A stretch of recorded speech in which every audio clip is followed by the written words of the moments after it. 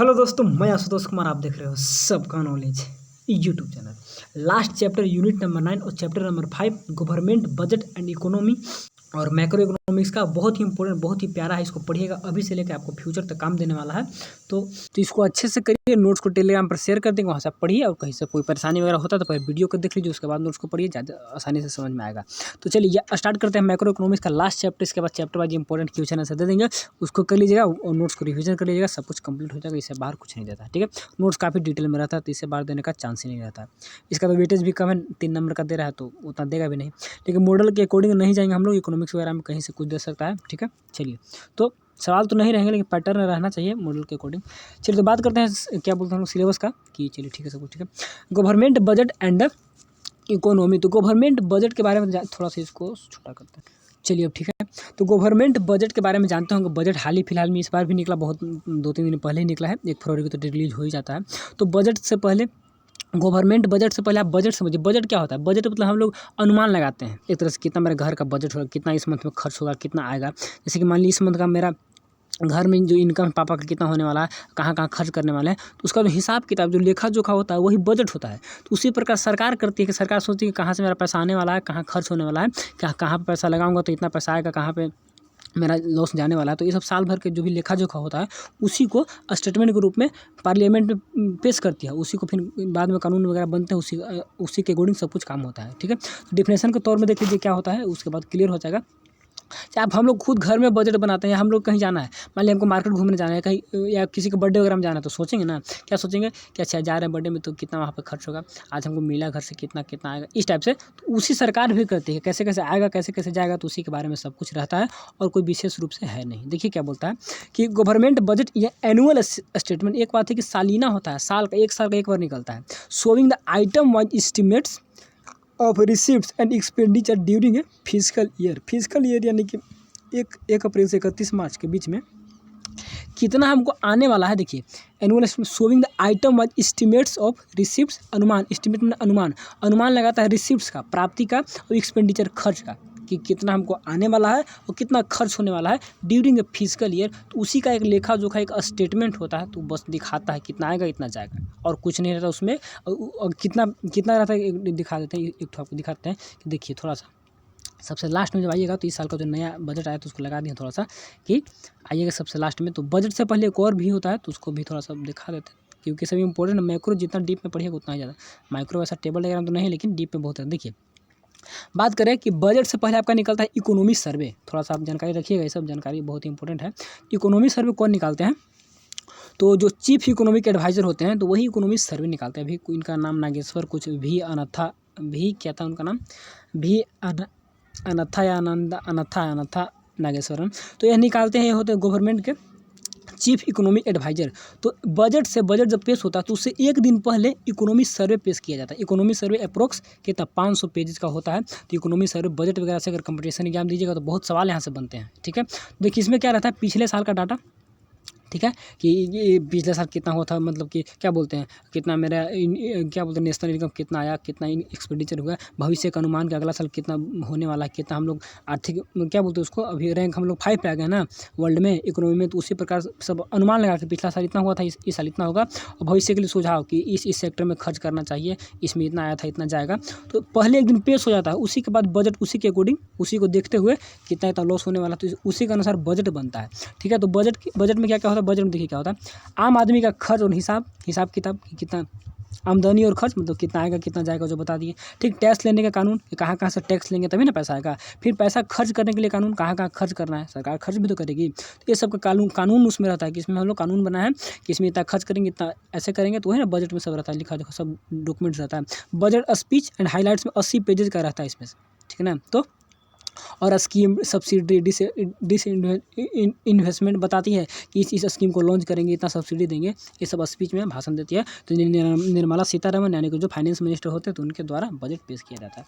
तो इस साल का था, इसमें क्या है, सिंपल सा क्या है सब बता दिए। उससे पहले 1 दिन इकोनॉमी सर्वे आता है जो कि हिसाब किताब पिछले साल का बताता है। ठीक है, तो अगर इन साल का जो बताएगा तो बजट हो गया।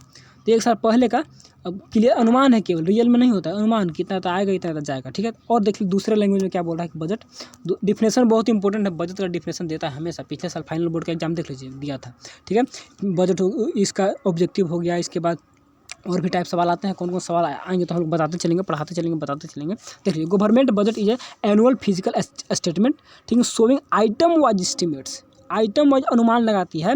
एक्सपेक्टेड रेवेन्यू कितना रेवेन्यू आएगा, एंड एंटीसिपेटेड एक्सपेंडिचर कितना खर्च होगा, आशा लगाती है कितना खर्च होगा during a physical year. Physical year याद रखिएगा 1 अप्रैल टू 31 मार्च। तो आइटम वाइज ऐसा नहीं कि हर एक आइटम में बन जाता है। अब बोलिए कॉपी में कितना, कलम में, वैसे नहीं। स्टेशनरी एक अलग आइटम है, एक अलग एरिया है, तो स्टेशनरी में कितना खर्च करेंगे, ट्रांसपोर्ट में कितना खर्च करेंगे, बैंकिंग में कितना खर्च करेंगे, इस टाइप से आइटम वाइज एस्टिमेटेड एक्सपेंडिचर, इस वर्ड को डालिएगा कि estimated expected revenue and anticipated expenditure, कितना अनुमान से कितना आएगा कितना जाएगा, तो उसी का लेखा जोखा होता है, आइटम वाइज रिसिप्ट कर दिखाती है। तो क्या होता है गवर्नमेंट बजट। नोट डाउन में देख लीजिए कि डिफिनेशन को याद कर लीजिएगा, डिफिनेशन में कुछ हम लोग दिमाग में समझ लीजिए, उसको याद कर लीजिए, डिफिनेशन याद ही करने का चीज़ है। देखिए the receipt and expenditure showing in the budget are not the actual figure. Actual figure कैसे रहता है, अनुमानित है, वो रियल में थोड़े को उतना आएगा उतना जाएगा, ठीक है। But the estimated value for the coming physical year, और estimated value of the coming physical year, आने वाले 1 साल में कैसे कैसे क्या होगा, तो उसके एक अनुमानित वैल्यू डाटा रहता है, ठीक। Physical year taken from 1 April to 31 March. ये भी ऑब्जेक्टिव पूछता है कि फिजिकल ईयर कब से कब तक होता है, तो 1 अप्रैल से 31 मार्च तक। बजट को समझ के कुछ नहीं रहता, उसमें सब आइटम वाइज कितना एक्सपेंडिचर होगा, कितना खर्च होगा, अनुमानित वही डाटा को दिखाती है, और 1 साल में कैसे कैसे क्या होगा, सिंपल सा था, रिसिप्ट ऑफ एक्सपेंडिचर को दिखाता है, ठीक। नोट एक्चुअल डाटा नहीं होता है, और बाकी सब कुछ हम लोग पढ़ लिए समझ लिए। आई थिंक अभी आप लोग का क्लियर हो गया होगा कैसे कैसे क्या। एक बार और डिफिनेशन को रख देते हैं, बताते हैं कैसे कैसे क्या। एक government budget annual financial statement होता है, ठीक है, यानी कि पैसा से संबंधित। शोइंग आइटम वाइज एस्टिमेटेड कहाँ चला गया, एस्टिमेट्स ऑफ क्या है, expected revenue and anticipated expenditure. हर एक कितना खर्च अनुमानित डाटा रहता है, तो वही स्टेटमेंट हो गया फाइनेंशियल, पैसा से लेन देन। बात समझ गए। इसी को अपने लैंग्वेज में लिख दीजिए, फिर याद कर लीजिए, डिफिनेशन तो याद ही करना होता है ना। अब व्हाट इज रिफ्लेक्शन तो याद ही ना करिएगा, तो उसी टाइप से डिफिनेशन होता है। चलिए इंपॉर्टेंट पॉइंट, डिफिनेशन में दिमाग नहीं लगाना है, लॉन्ग आंसर में दिमाग लगाया जाता है, बाकी इसको याद कर लीजिए। अब बोला important points of the government budget. Government हम लोग घर का बजट नहीं, सरकार का बजट जो है, तो इसमें कुछ कुछ पॉइंट है, देख लीजिए। Budget is prepare by the government at all level. हर एक लेवल पे बजट तैयार किया जाता है सरकार के द्वारा, ठीक है। जैसे कि देख लीजिए, सेंट्रल गवर्नमेंट बजट होता है, स्टेट गवर्नमेंट बजट होता है, लोकल गवर्नमेंट बजट होता है। ये सब जानकारी रखिएगा तो ना आगे काम देगा, ठीक है। प्रिपेयर इट्स, या बजट ऐसा भी कहीं पर डिस्कशन करिएगा तो अपना नॉलेज के लिए भी कि क्या होता है कैसे होता है, ठीक। Prepare its respective annual budget and however will be restrict our study of the central budget and known as the union budget. Central budget को यूनियन बजट भी कहा जाता है। सरकार हर एक लेवल पर बजट निकालती है, लेकिन हम लोग को सिर्फ और सिर्फ यूनियन बजट ही पढ़ना है यहाँ पर। तो मतलब सब निकालते हैं बजट, लेकिन हम लोग को भी अब अपर स्टडी को रेस्ट्रिक्ट करना है कहाँ पर, सिर्फ अभी तक यूनियन बजट। चलिए आगे देख लीजिए, यहाँ तक कोई दिक्कत नहीं होना चाहिए। चलिए, estimated expenditure and receipts are plan as per the objective of the government. जो कि एस्टिमेटेड एक्सपेंडिचर जो आशा लगा के हम लोग जो खर्च करने वाले हैं, और जो आने वाला है रिसिप्ट होने वाला है, are plan as per the objective of the government. Government का क्या उद्देश्य है, उसी के अकॉर्डिंग ये सभी होता है, कितना आने वाला है कितना जाने वाला है, as per the objective of the government. Government के उद्देश्य के अनुसार ये सब प्लान किए जाते हैं, ठीक है। कितना खर्च होगा कितना होगा, तो सरकार कुछ प्लान करती है, कुछ ऑब्जेक्टिव के हमको क्या क्या करना है डेवलपमेंट, उसी के अकॉर्डिंग सोच के सब बताती है। कितना यहाँ पे खर्च करना है, इतना ग्रोथ करना है, इतना हमको तो वहाँ आएगा, इतना जाएगा, तो कुछ प्लान होते हैं गवर्नमेंट के, उसी के अकॉर्डिंग इसको क्या किया जाता है, मतलब इसको बनाया जाता है, इसी को देखते हुए सरकार का क्या ऑब्जेक्टिव है, ठीक है। ऑब्जेक्टिव में क्या है, बहुत इंपॉर्टेंट है ऑब्जेक्टिव। हम लोग देखेंगे एक एक करके, देखिए यहाँ पर ऑब्जेक्टिव देखेंगे कि सरकार क्या क्या ऑब्जेक्टिव है, क्या क्या सरकार चाहती है करना, उसी के अकॉर्डिंग आशा लगा कर बताते हैं कितना आएगा और कितना खर्च होगा, ठीक है। तो वो बात की चीज़ है, अभी देख लीजिए। इसके बाद इस लाइन में कोई दिक्कत नहीं। चलिए, इन इंडिया, भारत में देखिए, budget is a prescribe presented in the parliament. उसको प्रेजेंट किया जाता है on the such a day, किस दिन, एज द प्रेसिडेंट में डायरेक्ट, उसमें कुछ कह सकती है, ठीक है ना। एंड बाय द कन्वेंशन, अगर प्रेसिडेंट कुछ नहीं कहती है तो क्या होता है, परंपरा के अनुसार, it is presented on the last working day of February के लास्ट वर्किंग डे के दिन प्रेजेंट कर दिया जाता है। उसमें कुछ ना प्रेजेंट करने के लिए प्रेसिडेंट कहेगी, लेकिन प्रेसिडेंट अगर कुछ नहीं भी कहते हैं तो लास्ट जो फरवरी का वर्किंग डे होता है उस दिन प्रेजेंट कर दिया जाता है। इस पर भी लास्ट फरवरी को कर ही दिया गया था, ठीक। It is the required to be approved by the parliament before it can be implemented. इसको लागू करने से पहले पार्लियामेंट से क्या होना चाहिए, अप्रूव होना चाहिए, ठीक है। तो जरूरी होता है उसको it is required to be approved by the parliament. इसको मतलब क्या अप्रूव्ड किया जाना होता है पार्लियामेंट द्वारा बिफोर इम्प्लीमेंट, लागू करने से पहले। ठीक है, कोई दिक्कत नहीं। अब देखिए क्या बोले, ऑब्जेक्टिव के अकॉर्डिंग ही सरकार जो उद्देश्य रहता है उसी के अकॉर्डिंग बताती है कितना मेरा आएगा कितना जाएगा। तो क्या क्या ऑब्जेक्टिव होते हैं सरकार को देख लीजिए। तो गवर्नमेंट प्रिपेयर द बजट, तो बजट बनाती है for fulfilling the certain objectives, कुछ उसके उद्देश्य होते हैं उसी को फुलफिल करने के लिए बनाती है। This objective are the direct outcome of the government economic social and political policy. जो पॉलिसी बनाती है इसी का डायरेक्ट आउटकम जो निकलता है तो वही उसका ऑब्जेक्टिव होते हैं। ठीक है, जो है पॉलिसी बनाएंगे तो ऑब्जेक्टिव को देखते हुए उसी ऑब्जेक्टिव के अकॉर्डिंग प्रिपेयर किया जाता है बजट। ठीक, तो various objective of the government budget, क्या क्या उसका ऑब्जेक्टिव होता है उसी के अकॉर्डिंग बजट तैयार होता है। जितना पॉलिसी बनाती है तो यहाँ बोल रहा है कि this objective are the direct outcome, जो पॉलिसी बनाती है पॉलिसी का आउटकम में सब ऑब्जेक्टिव होते हैं और इसी के अकॉर्डिंग तो सब कुछ बनता है। पॉलिसी जो बन रहा है तो पॉलिसी यहाँ पर इसी ऑब्जेक्टिव को तो फुलफिल करने के लिए बजट तैयार करती है। ठीक है ना, और जितने में कानून बनाती है तो ऑब्जेक्ट देखते हुए कि हमको इसको करना है, इस काम को करना है तो कानून वैसे ही बनाएंगे जो ऑब्जेक्टिव फुलफिल हो जाए। तो ऑब्जेक्टिव के अकॉर्डिंग ही बजट वगैरह तैयार करती है। ठीक है, बात को समझ गए। चाहिए फर्स्ट ऑब्जेक्टिव क्या है, रीएलोकेशन ऑफ रिसोर्सेज। हम लोग भी जानते हैं कि रिसोर्सेज क्या है, स्केयर है, इसको कैसे बांटे कि फुलफिल हो जाए और अच्छे से प्रोडक्शन में लग जाए। तो सरकार रीएलोकेट करती है, कैसे करेगी देखिए, थ्रू द बजटरी पॉलिसी। ठीक है ना, इस पॉलिसी के तहत, क्योंकि जितने ही पॉलिसी होगी ऊपर हम लोग देखें जितने ही पॉलिसी हैं उसका उद्देश्य क्या है, उसका जो आउटकम जो रिजल्ट आएगा वो क्या है, सरकार का जो ऑब्जेक्टिव है। ठीक है ना, तो ये भी जो पॉलिसी थी इसका भी ऑब्जेक्टिव वही हम लोग फुलफिल कर पाए। तो government aim to relocate the resources in the accordings with the क्या इकोनॉमिक मैक्सिमाइजेशन, प्रॉफिट ज़्यादा हो एंड सोशल वेलफेयर हो, उसी के अकॉर्डिंग तैयार करती है। And priority of the country and the government can influence the allocation of resources through. कैसे बांटेगी तो देख लीजिए, दो तरीका से बांटती है ताकि हम लोग को ज़्यादा मैक्सिमम प्रॉफिट हो, सोशल वेलफेयर भी हो। तो पहला है आपका टैक्स कंसेशन और सब्सिडी, कुछ छूट देकर और सब्सिडी देकर। कैसे देखिए, टू इनकरेज द इन्वेस्टमेंट बढ़ाने के लिए government can give the tax concession, कुछ छूट देती है टैक्स में और सब्सिडी देती है ताकि अब इन्वेस्टमेंट करिए, वहाँ से खर्च होगा, ग्रोथ होगा। ठीक, टू प्रोड्यूसर कैसा करती है, for example the government discourages the production of harmful consumption like consumption goods, जैसे कि जो हार्मफुल कंजप्शन उस सब के जैसे लिक्विड हो गया, सिगरेट हो गया, तो ये सब पे यहाँ पर टैक्स हाई लगा देगी ताकि थ्रू द हैवी टैक्स, देखिए हैवी टैक्स लगा के ये सब का प्रोडक्शन को डिस्करेज करेगी कि सब प्रोडक्शन मत करिए। ठीक, and encourage the use of khadi product को इनकरेज करेगी बाय प्रोवाइडिंग सब्सिडी, ये सब वो सब्सिडी देकर प्रोडक्शन ज़्यादा करवाएगी। तो इस टाइप से बांटती है। ठीक है, टैक्स लगा दी तो आपका इनकम खुद पे खुद कम हो जाएगा। ठीक है, चलिए इसके बाद directly producing goods and services. देखिए कभी कभी खुद प्रोडक्शन करती है। If the private sector does not take interest, अगर प्राइवेट सेक्टर इंटरेस्ट नहीं ले रही है तो government can direct undertake the production, तो सरकार खुद प्रोडक्शन करती है। ठीक है ना, तो टैक्स लगा के उसको नेशनल इनकम कैसे कैसे बांटना है तो एलोकेट करेगी ना कि तुमको हम टैक्स लगा देंगे, तुम्हारा इनकम कम हो जाएगा, तुम प्रोडक्शन नहीं करेगा, हमको जो प्रोडक्शन करवाना है उसके अकॉर्डिंग हम करेंगे, हम सब्सिडी देंगे। और कोई काम नहीं करेगा तो मैं डायरेक्ट यहाँ पर क्या करूँगा, डायरेक्ट इन्वेस्टमेंट करूँगा। तो ये दोनों पॉइंट को समझिएगा। और फर्स्ट जो मेन पॉइंट है रीएलोकेशन ऑफ रिसोर्सेज। ठीक है ना, सरकार इसको बांटती है ताकि प्रॉफिट ज़्यादा हो, इस टाइप से करने के लिए काम। ठीक है, चलिए ठीक है, तो इस ऑब्जेक्टिव को फुलफिल करने के लिए ही बजट तैयार किया जाता है, मेरा ऑब्जेक्टिव फुलफिल हो जाए। और कोई भी कानून बनते हैं तो उसका आउटकम वही निकलता है कि ऑब्जेक्टिव सरकार का क्या है। ठीक है, जो बात को समझ गए वहाँ पर। चलिए सेकंड है आपका reducing inequality in the income and wealth. अब देखिए, अब कंट्री में तो बहुत सारे नेशनल इनकम है, तो कैसे कैसे बांटा जाए ताकि हमको अच्छे से यहाँ पर ग्रोथ हो सके। रिड्यूसिंग इनइक्वलिटी यानी कि समानता सबके रिसोर्सेस मिले, गरीब अमीर सभी को, तो इस प्रकार करती है। इकोनॉमी इनइक्वलिटी या inheritance part of the economic growth system, यानी कि जो आर्थिक सिस्टम है इसका इनहेरिटेंट पार्ट है, यानी कि हटने वाला नहीं है, हमेशा लगातार आता ही रहता है। ठीक है ना, कौन, इकोनॉमिक इनइक्वलिटी हर जगह देखने को मिलता है। इसको कैसे खत्म करेगी सरकार, तो government aim to reduce such inequalities को, उद्देश्य रहता है ये सब इनइक्वलिटी को कम किया जाए, इनकम एंड वेल्थ को। कैसे देखिए, थ्रू द बजटरी पॉलिसी के तहत। ठीक है ना, यहाँ पर जब बजट बनाएगी तो ना उसका ऑब्जेक्टिव फुलफिल होगा, तो ऑब्जेक्टिव है तो इसके लिए बजट बनाएगी ताकि मेरा ऑब्जेक्टिव फुलफिल हो।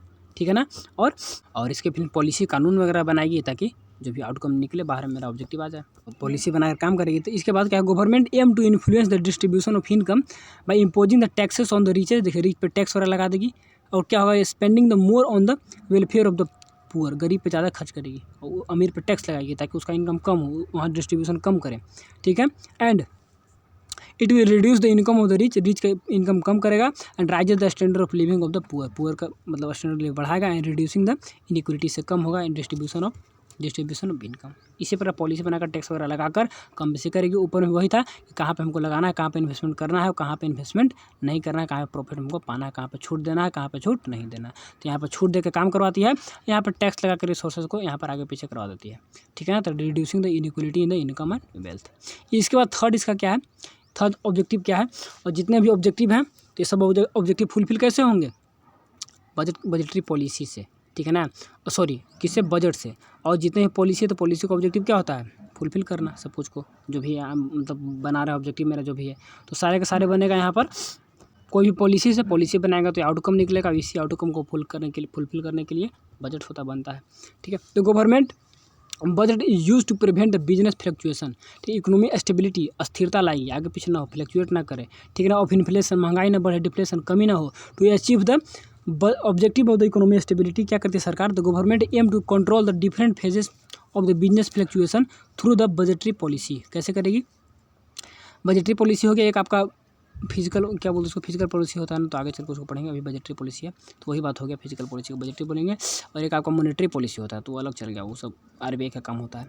The policy of the surplus budget during the inflation, अगर इन्फ्लेशन महंगाई है तो कैसा बजट बनाएगी, सरप्लस बनाएगी, दिखाई कि मेरे पास पैसा बहुत ज़्यादा आ रहा है, महंगाई है तो पैसा ज़्यादा आ रहा है। एंड डिफिशिएट बजट बनाएगी कब, ड्यूरिंग द डिफ्लेशन, जब मंदी रहेगा तो डिफिशिएट बनाएगी। And helps to maintain the stability of the economy, economy का स्टेबिलिटी हो जाए, दिखाई कि मेरा पैसा ज़्यादा आ रहा है, अभी महंगाई है तो पैसा कैसे कम हो जाए, तो उसके लिए बराबर स्थिरता आ जाए। तो इकोनॉमी स्टेबिलिटी को भी देखते हुए कैसे कैसे करती है तो ये यहाँ पर हो गया।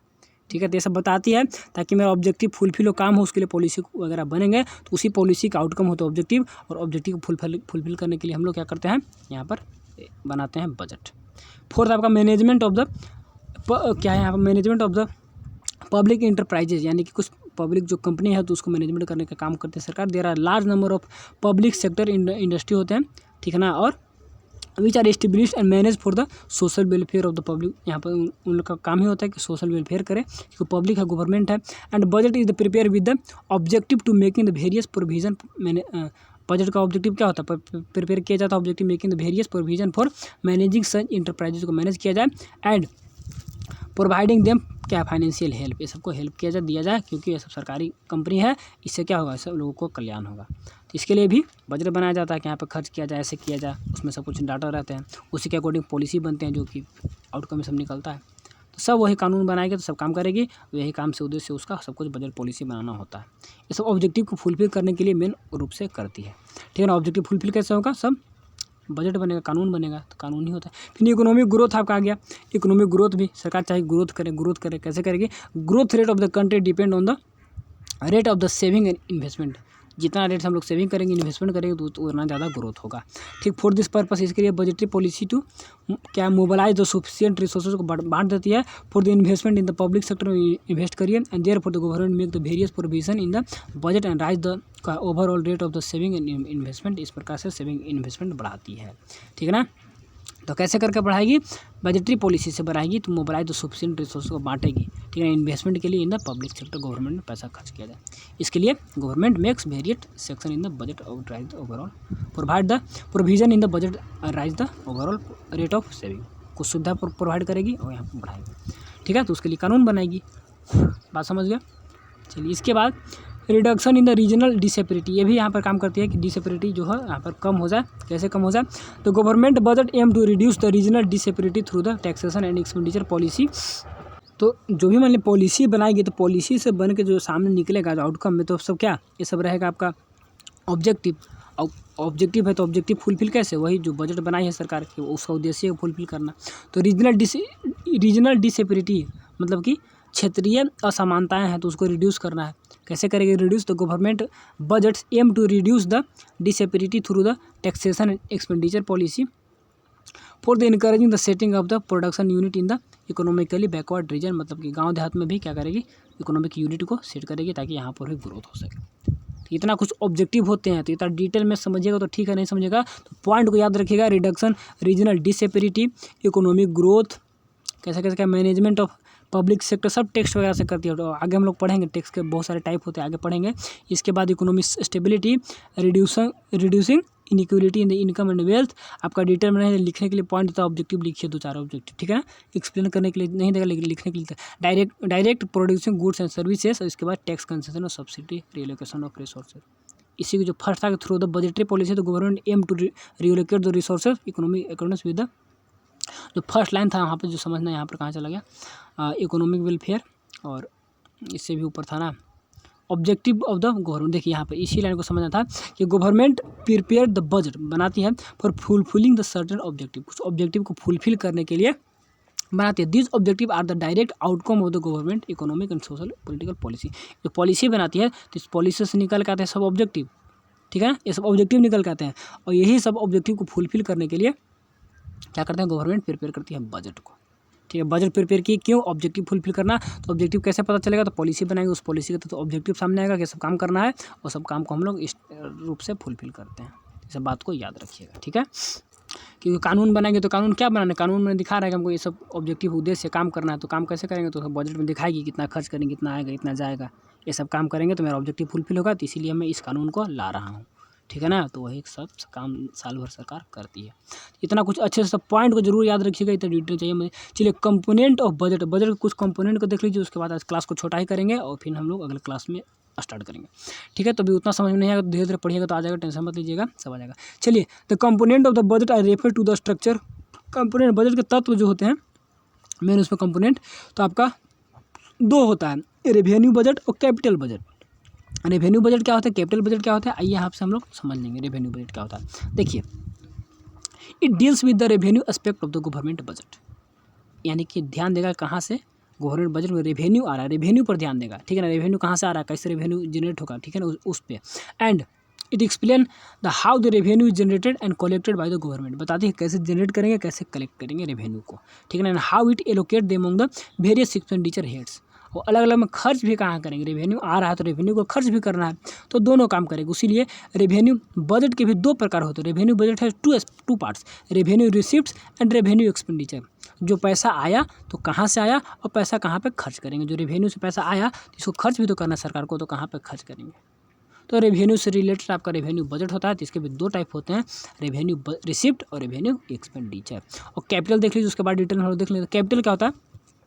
कैपिटल बजट, कैपिटल नाम से यहाँ पूंजी से यहाँ पे क्लियर है क्या होता है, deals with the capital aspect of the government budget and it's consider. इसके भी 2 part, capital receipt and capital expenditure. जैसे वहाँ पर रेवेन्यू रिसिप्ट था तो रेवेन्यू एक्सपेंडिचर, यानी कि कैपिटल से रिसिप्ट प्राप्त होने वाला, बिल्डिंग से, रोड से, हाईवे से, ये सब से प्राप्त होने वाला पैसा, और ये सब पे खर्च करने वाले पैसे के बारे में डिटेल रहता है, क्योंकि फिजिकल है, यानी पैसा से ही लेन देन सब कुछ यहाँ पर बात होता है, ठीक है। बात को समझ गया कि कितना पैसा आएगा, कितना खर्च करेंगे, कितना क्या कानून बनाएंगे, ठीक है ना, कितना बिल्डिंग बनाएंगे, तो ये सब पैसा पे वहाँ पर क्या था ऊपर में कि रेवेन्यू कहाँ कहाँ से आ रहा है, ठीक है ना। तो बजट रिसिप्ट और बजट एक्सपेंडिचर 2 आ गया। तो यहाँ पर भी आपका कैपिटल रिसिप्ट, कैपिटल एक्सपेंडिचर, और ऊपर में पढ़िएगा तो revenue receipt and revenue expenditure, ठीक है ना। तो एक बार हम लोग रिसिप्ट को देख लेंगे और एक बार हम लोग एक्सपेंडिचर को देख लेंगे। तो बजट रिसिप्ट, तो बजट रिसिप्ट में आपका रेवेन्यू रिसिप्ट और कैपिटल रिसिप्ट, तो यहाँ पे हम लोग कैपिटल रिसिप्ट को देख रहे हैं, कैपिटल एक्सपेंडिचर को बाद में देखेंगे। और कैपिटल रिसिप्ट के ऊपर में क्या था आपका रेवेन्यू रिसिप्ट। तो एक बार रिसिप्ट को देख लेंगे और एक बार एक्सपेंडिचर को देख लेंगे। तो अभी मैं सिर्फ और सिर्फ रिसिप्ट को देखूंगा जो प्राप्त होने वाला है। तो बजट रिसिप्ट देख लीजिए कैसे कैसे क्या होता है। रेवेन्यू रिसिप्ट, रेवेन्यू से जनरेट होने वाला, कैपिटल रिसिप्ट यानी कि पूंजी से जनरेट होने वाला। इसके 2 टाइप, बोरोविंग उधार लेगी सरकार किसी भी कंपनी इन्वेस्टमेंट करने के लिए, यहाँ पे फैक्ट्री लगाने के लिए, बिल्डिंग कुछ करने के लिए, तो उधार लेगी तो वहाँ से। And recovery of loan, loan को पैसा देगी तो वहाँ पर, ठीक है ना। एंड रिकवरी करेगी, लोन को रिकवर करेगी तो वहाँ से भी इसको पैसा मिलेगा। एंड अदर रिसिप्ट होता है डिसइन्वेस्टमेंट, इसके सब क्या होता है डिटेल में पढ़ेंगे। एंड स्मॉल सेविंग वगैरह सब क्या होंगे, प्राप्त होंगे पैसा कहाँ से, कैपिटल रिसिप्ट से। उसके सिमिलर रूप से आपका रेवेन्यू रिसिप्ट कहाँ से आएंगे, तो टैक्स से आएंगे, ठीक है ना। टैक्स में डायरेक्ट टैक्स, इनडायरेक्ट टैक्स, बहुत अच्छा इंपॉर्टेंट सवाल है, डिफरेंस पूछता है। इसके बाद नॉन टैक्स भी होता है, तो टैक्स हो गया टैक्स रेवेन्यू, उसके बाद हो गया नॉन टैक्स रेवेन्यू। इसमें क्या होता है, इन्वेस्टमेंट, इसके बाद प्रॉफिट, डिसइन्वेस्टमेंट, फी, फाइन, लाइसेंस वगैरह सब कुछ, gift, donation, assets, for features, special assessment, ये सब पॉइंट को माइंड में रखिए। सबको डिटेल में हम लोग करके पढ़ेंगे, डिटेल में पढ़ेंगे। जैसे कि यहाँ पे लिखा हुआ है ना, explain the budget receipts and its various skiers in the detail. अब डिटेल में देखेंगे कि बजट रिसिप्ट क्या होता है, रेवेन्यू रिसिप्ट और कैपिटल रिसिप्ट, और इसके बाद हम लोग डिटेल में धीरे-धीरे करके सब 2 type of revenue receipts of the government budget are the. अब स्टार्टिंग दिन होगा तो कन्फ्यूजन भी हो रहे होंगे, तो इसीलिए सोच रहे हैं कि आज छोड़ देता ही रहने दे। Allow the classification under the 2 है टैक्स और नॉन टैक्स वगैरह, धीरे-धीरे करके सब एक-एक बात को पढ़ेंगे, समझेंगे, जानेंगे। ठीक, तो आज के लिए क्लास में छोटा ही थोड़ा सा रखता हूँ, आई थिंक 24-25 मिनट हो गया। इतना ही रखिए, अच्छे से पढ़िए, सब डिटेल में समझिए सारे ऑब्जेक्टिव को, और ऑब्जेक्टिव को 5-6 ऑब्जेक्टिव सबको याद रखिए पॉइंट को, तो अच्छा रहेगा। ठीक है, 2 सोर्सेज होते हैं, तो ये सब बाद में कहाँ से स्टार्ट करेंगे, कल से क्लास, कल से आपका क्लास स्टार्ट होगा बजट रिसिप्ट। यहाँ पर now explain the budget receipt, ठीक है ना, and its various sources in detail. तो यहाँ से हम लोग आई थिंक पेज नंबर कितना तक, 5 तक हो गया, 6 से हम लोग कल से पढ़ेंगे। बजट रिसिप्ट क्या होता है, ओवरऑल दे दिए हैं जहाँ से सरकार को पैसा प्राप्त होगा। ठीक है, तो एक रेवेन्यू से होता है, एक कैपिटल से होता है, दोनों को कर डिटेल में हम लोग देख लेंगे। कोई भी दिक्कत नहीं होना चाहिए, आराम से पढ़े, बहुत ही इंटरेस्टिंग है सब चीज़ें, बहुत थोड़ा सा डीप में जाना पड़ता है थोड़ा, तब जाके क्लियर होता है सब कुछ। ठीक है, तो एक बार और डिफिनेशन को रिकॉल करके क्लास को एंड करेंगे कि क्या होता है कि government budget is annual financial statement showing item wise estimates of expected revenue and anticipated expenditure during a physical year. याद कर लेना किसी भी हाल में। तो थैंक्स फॉर वॉचिंग, वीडियो पसंद हो लाइक करिए, और चैनल पर नए हैं तो सब्सक्राइब करिए। Thanks for watching and best of luck.